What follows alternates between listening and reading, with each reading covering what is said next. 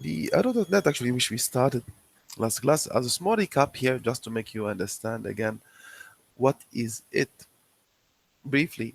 It's an interface that we will actually find, we actually as an administrator, as web developers, webmasters, we will deal with this technology as a layer, intermediary layer in between the front end solutions and the back end solutions. Simply, simply. So to design a web solution, we need to have interfaces where services would be delivered to the end users. ASP pages, ASP.NET, ASPX pages, and all the solutions we may develop using the ASP.NET technology, which we saw in chapter number 1. Then the back-end solution, or what database management system can afford. Database or the data inside, or whatever the solution is. The relationship in between, we have to have a bind solution. We have to bind the front end solutions to the back end solutions in order to design a dynamic solution, because dynamicity needs an interaction from the system to deliver what exactly the user needs. Actually, we try to build a system that is smart enough to be capable to deliver the needs exactly accordingly the user's needs. To do so, the user might request profiles, data, history, might require actually a form, results saved already. From where to get them? We need the back-end solution. We cannot save in the front-end solutions. ASP.NET, as we defined, it is just a front-end builder. We can use it to create interfaces, web pages, where we integrate controls, and those controls, they have to be populated with data. The population, it has to be from a data source.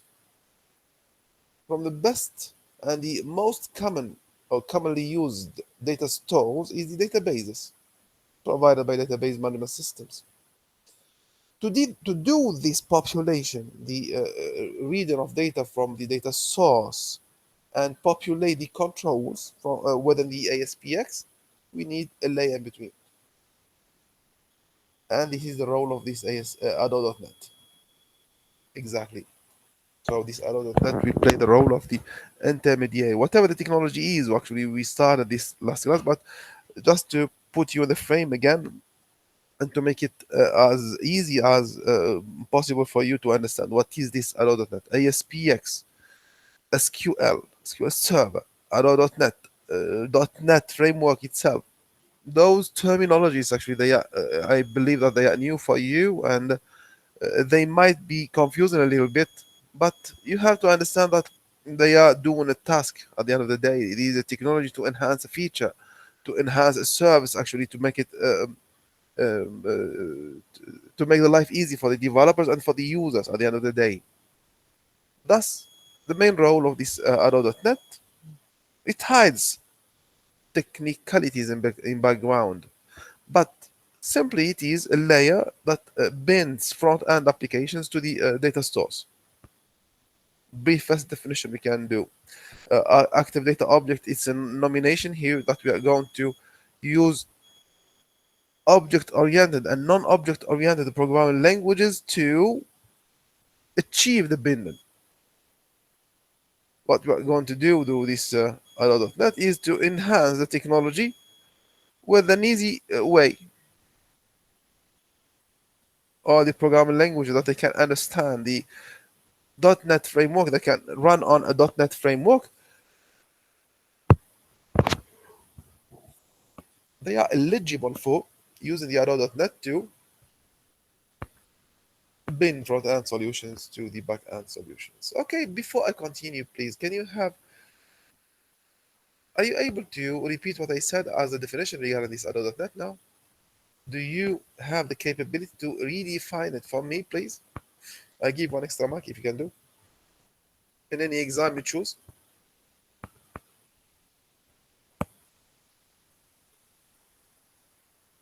Are you with me? Again, the question. I need you to define the ADO.NET for me. I just given the definition of what is the ADO.NET. At least repeat what I defined, what the definition, how I defined it to you now.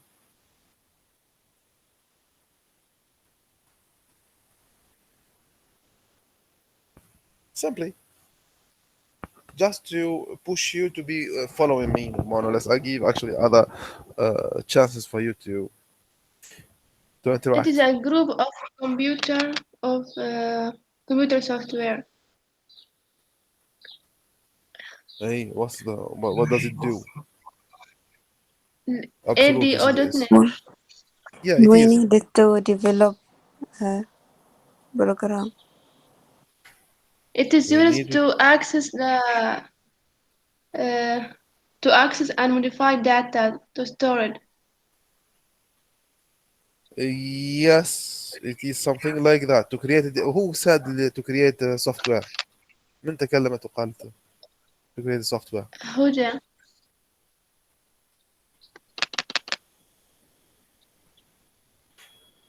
You are Huda, and another girl spoke also. Rodina, Regardless, Rudaina, yeah, what you said is correct, both of you. Um, okay, both of you, just remind me with 1 mark. I'll give you 1 mark, one full mark. So you owe me 1 mark. We'll come to that in a future time. Let's continue. Huda, Rudain. Um, briefly, we are going to use the SQL queries to interrogate the data store. This is for sure.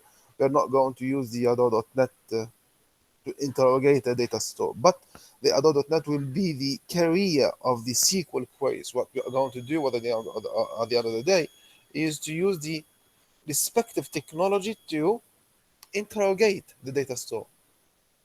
Databases can be interrogated only using the SQL or the SQL structure, the structured query language, the unique language that the database can understand. We cannot use anything else. And the Adobe.NET is not the SQL. It's a technology that bends only. So it would play the role of the carrier to carry the SQL commands to the databases in question, no more, no less. Whether we are going to retrieve or to update or to insert or whatever the task to do, it would play the role of carrying queries from the front end to the server. And mainly it enhances advanced technologies that they actually drawn complex, we may say complex architectures, data stores. We talk about the relational databases. So still they are enhanced with the .NET, so we can interrogate relational databases also.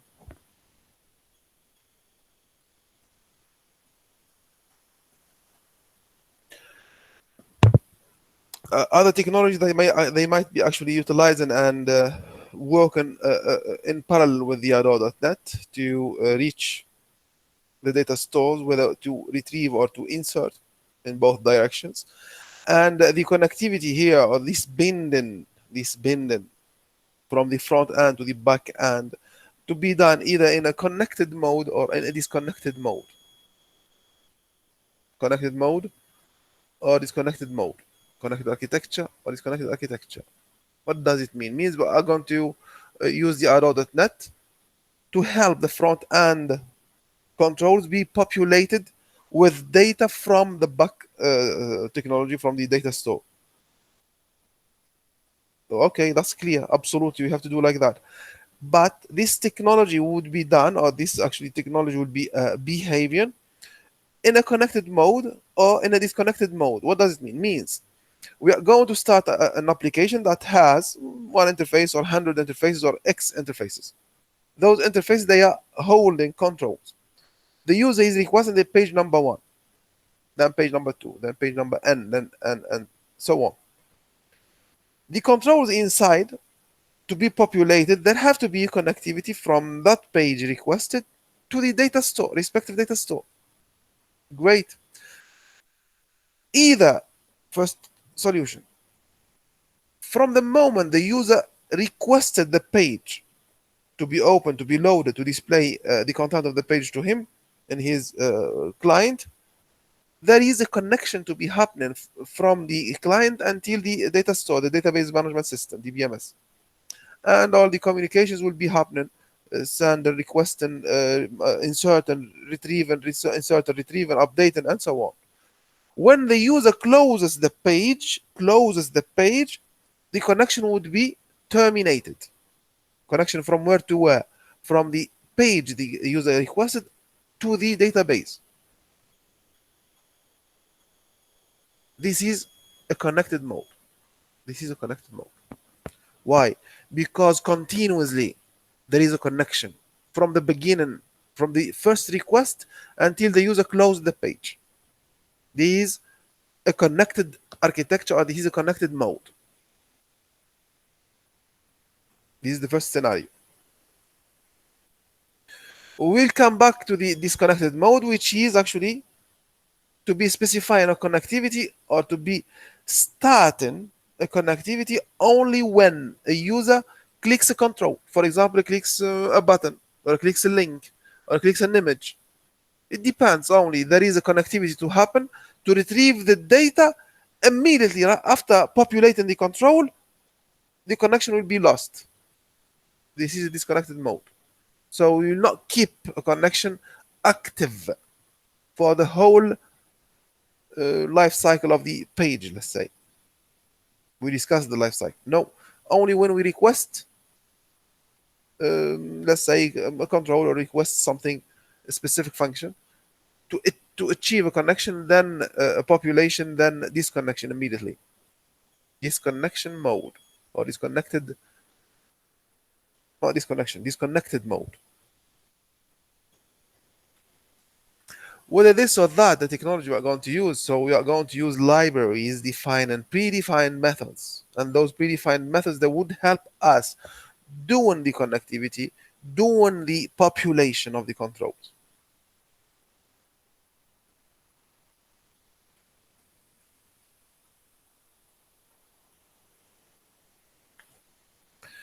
So the connectivity and the population is going to be done by based on the use of the predefined methods. Those predefined methods, they are available in libraries, specific libraries. The SQL client, for example, SQL types, another library.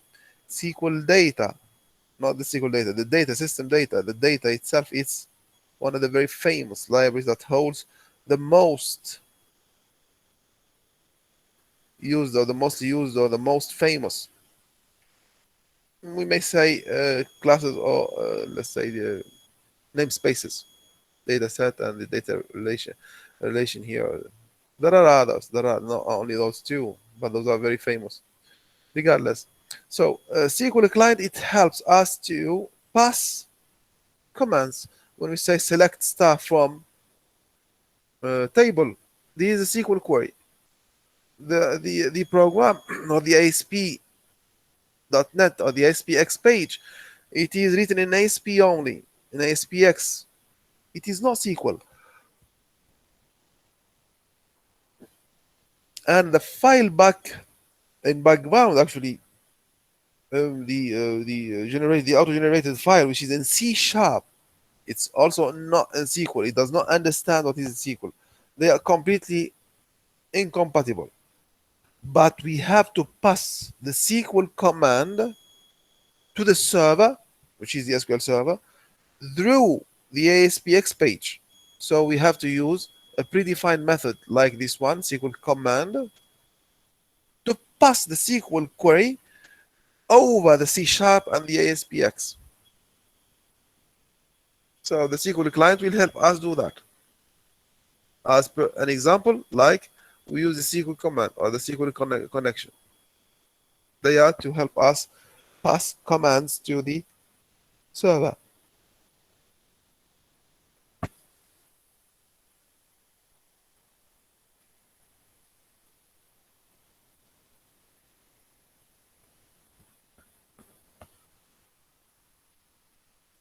Another library, which is actually Sql Types. As per the definition, we saw that in the chapter number 2, when understanding the databases, the SQL Server has defined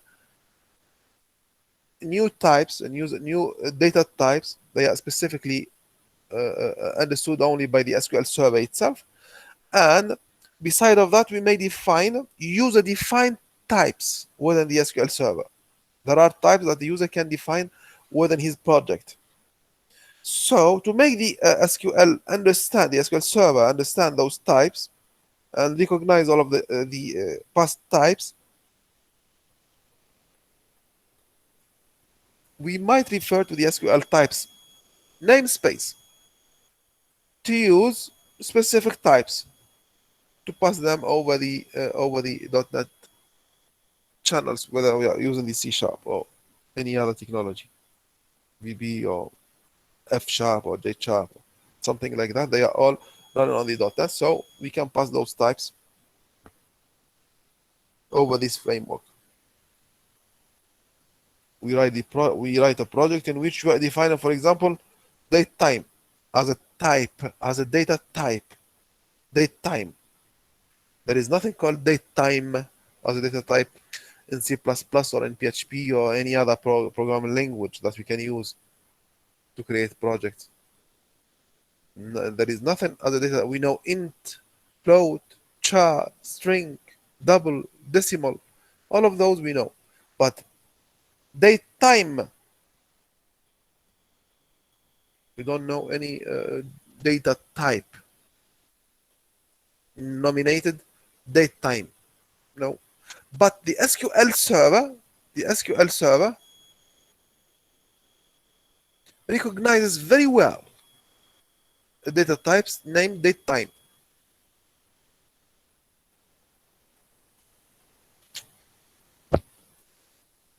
So how to pass the data type from the project to the server?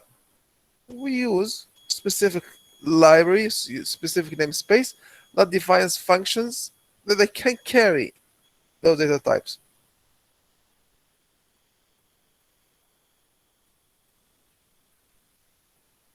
Easy.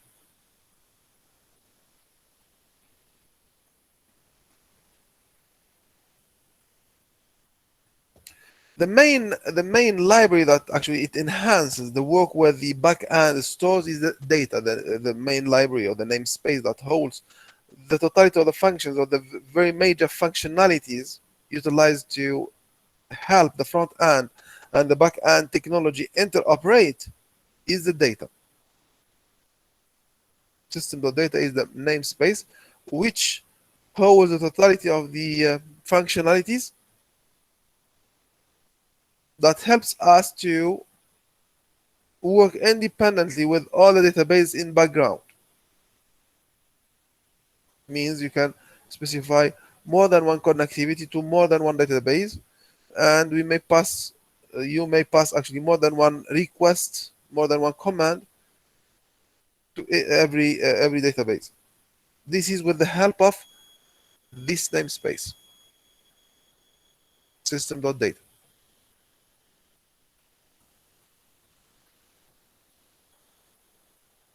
Great.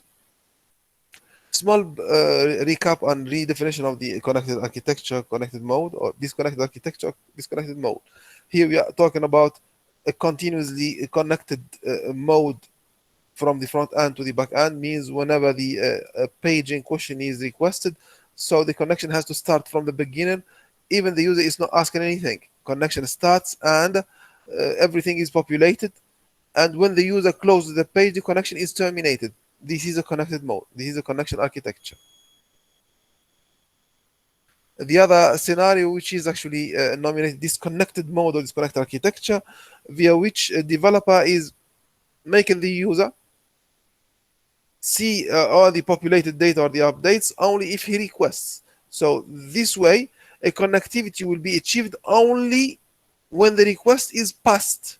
So if there is a submission of a request to populated data, there will be a connection to the server, then population of the control with the data, then disconnection immediately, right after. This is a disconnected mode or a disconnected architecture.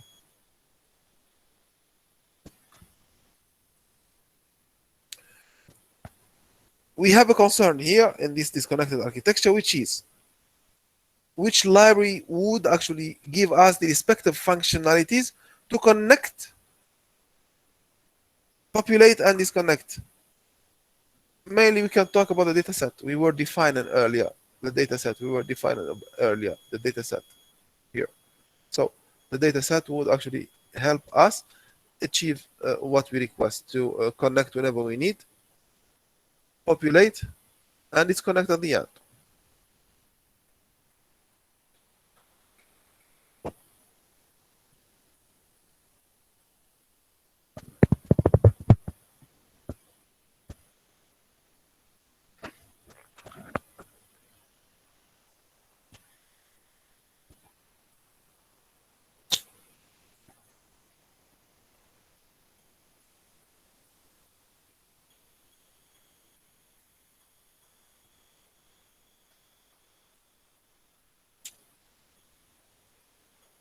A diagram or a model this actually displaying to us what we were explaining. The arrow.net is a layer. It's a full layer. It's in between here that plays the role of binding the front end technologies to the back end technologies.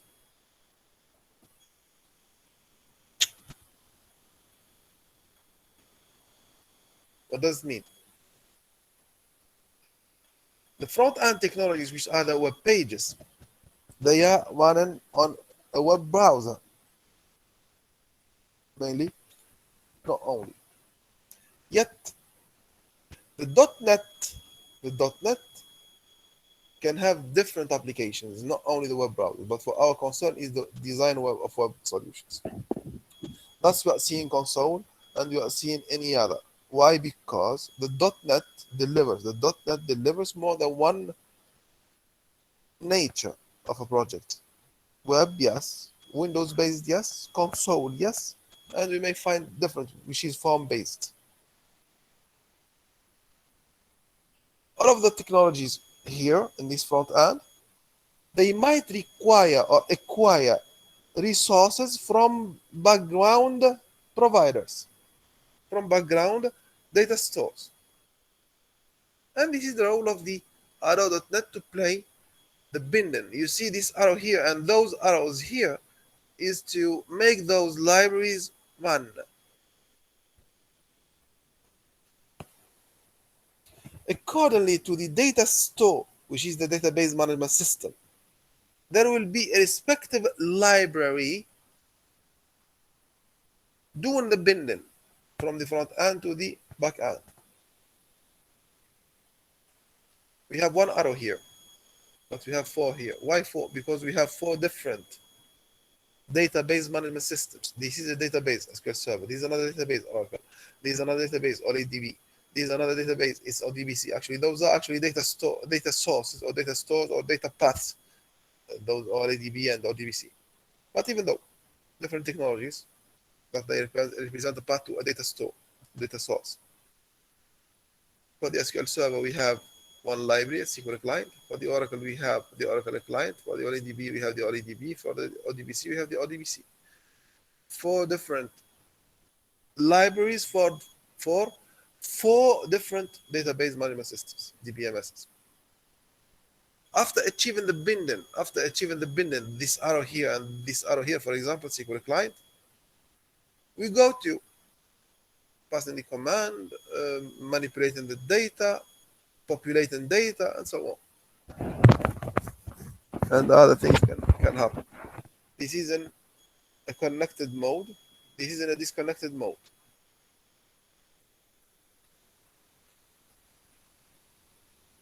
Connection is not only in connected mode, also it can be found here.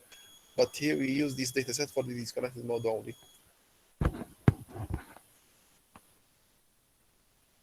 Any questions, please? Any requests? No, sir. Your in semester will be covering all what we saw up to this slide, all up to this technology here. Yeah, great.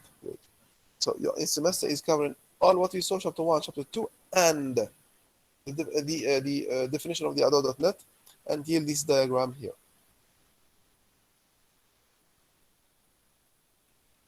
Okay. Yeah, great.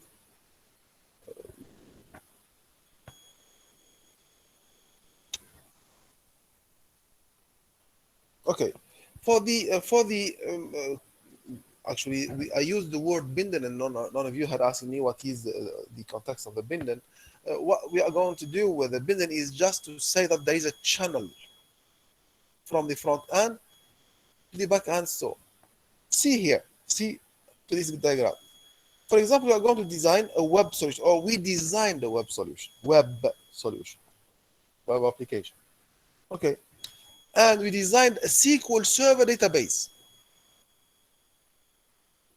The SQL Server database holds data. The front end web application has to have the controls where we're going to populate or display the data. Okay. We may pass a command. Command to retrieve data. Select star from table. Great. But this command won't work if there is no path from the front end where the control is to the data store. If there is no path, this command will not have any impact.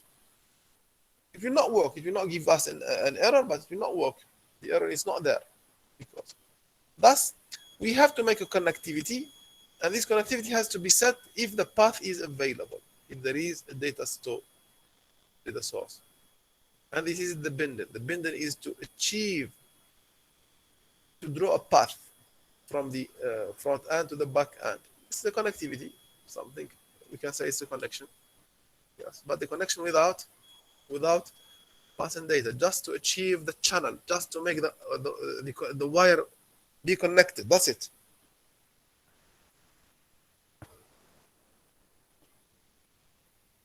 Data binden.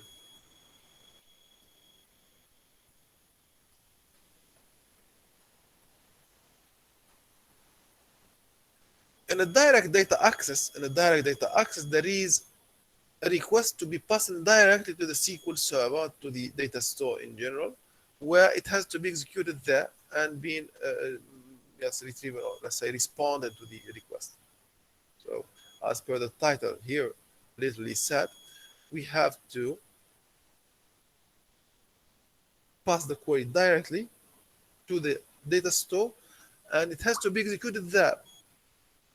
Then after, yes, the impact will be taken care of. This method, it pushes us to pass only those queries. See here, and insert, and update, delete. Because the select, it is not to be executed there. There is nothing to be happening on the server. It is just read and display in the front end. To happen here, the select. It is to retrieve the data here, to finish here. But the insert, it would finish here in the data store. Nothing to, actually, as per the functionality, we make insert. So we pass data from here, and the query ends here, gets terminated here in the data store. That's it. The server, the front end solution does not have to have any hint. We may make clarification messages only, but it's not technical. It's not required technically to finish the query. The insert finishes in the server, the update finishes in the server, the delete finishes in the server only. So those are classified to be helping us doing a direct data access from front end to the back end.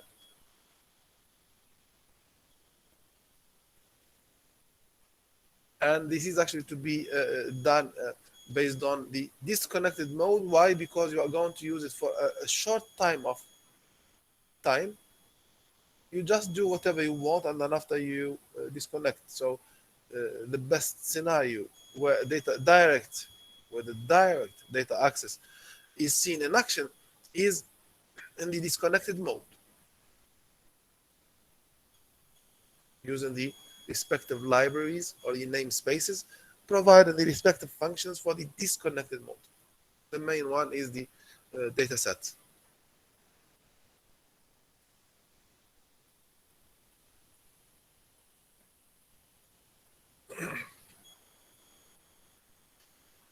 So for this purpose only, the steps here, they are summarized into 4 steps to achieve this direct data access. We do connectivity from the front end to the back end.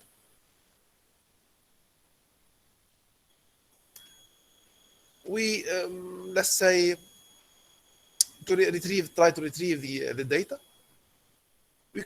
We disconnect, sorry, and then after we render the page and we display it within the client. What is the client? The client is the web browser here. So connectivity, building, population, then disconnection. After the disconnection, the rendering and the display of the content to the user over the client. Easy. Connectivity, population, disconnection, rendering and display. Rendering and display. What does it mean, rendering? Can I ask you this question? What is it meant by rendering? I said here in this step number 4. Rendering, then display. What do we mean by render? What is it meant by rendering?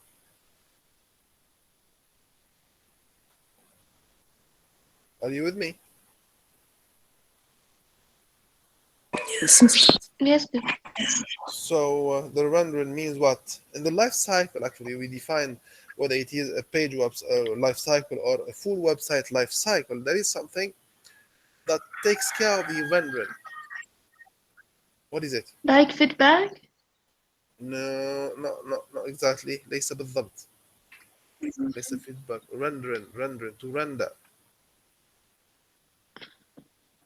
See, it comes in the last step, rendering, then displaying the thing actually in the web, let's say, client, which is the web browser. Yes, the web browser. And then after خلاص, we terminate the thing once the user closes the page. So the rendering comes before to display the value. What is the rendering?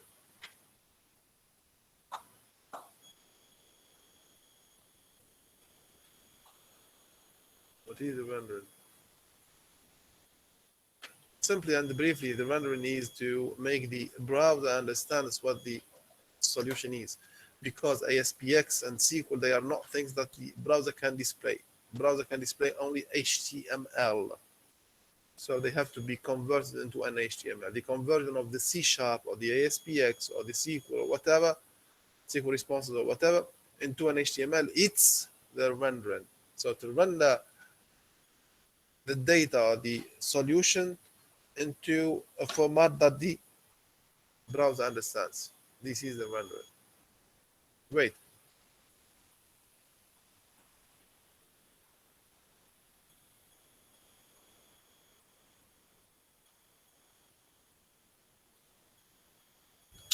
Remember that this is actually a unique connectivity, since we are talking about an update. So the update or the even the insert or even the delete, we are going to execute the thing in the web server, and that's it. We are not going to render. We are not going to render. We are not going to render because the thing is going to be passing from the web browser to the server and stop there. There is no response. In the context of the update, the thing has to be happening in data store. To display it again, there is another command to pass. If you are willing to display the updated data. No, this is another story. We are not talking about to display the update. No, this is to display, it's another process. So for the insert, update, delete, they are only to happen on the server and stop there. The serves finish there, or the process finish there, at that level.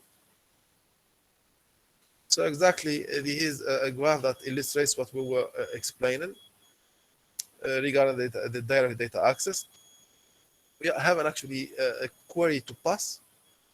Simply, it is an update, a delete, an insert, that it is to be carried on using the object, whatever. Mainly, we are going to use the dataset namespace to provide us a carrier, the dataset,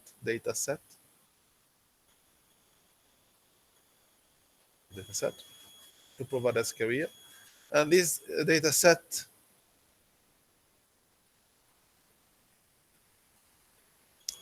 would pass the request to the data store, to the database, which is to be rendering actually the data at the end to be displayed if there is anything actually later on to be retrieved. This is in the case of the select, but otherwise we are going to display only a message, simple message. For the update, only those steps. For the insert or for the select, yes, also the same thing. For the select, for the select, there will be a command to pass, and then after there is a retrieval. Full stop.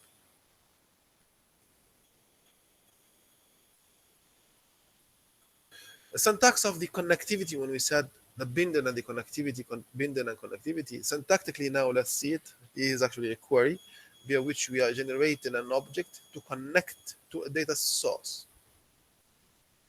We are using the data library or data in namespace, from which we are using the function or the class, SQL connection.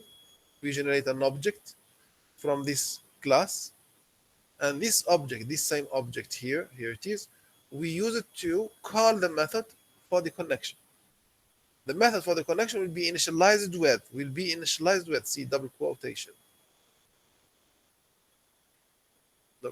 will be initialized with the path to the data source or the data store,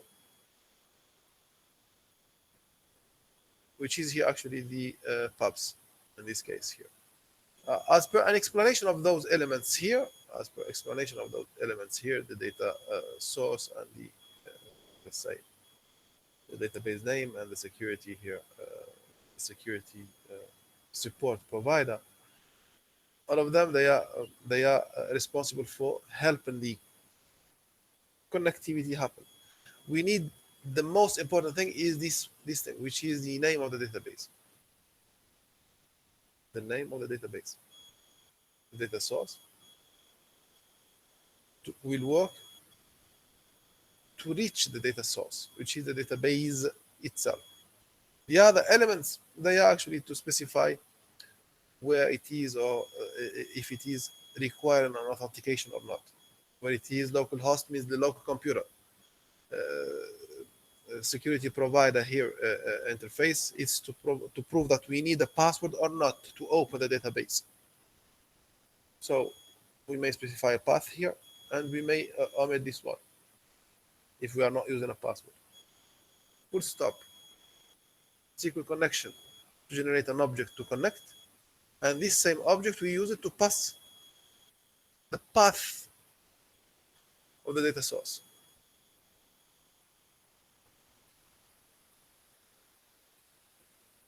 Any questions here, please?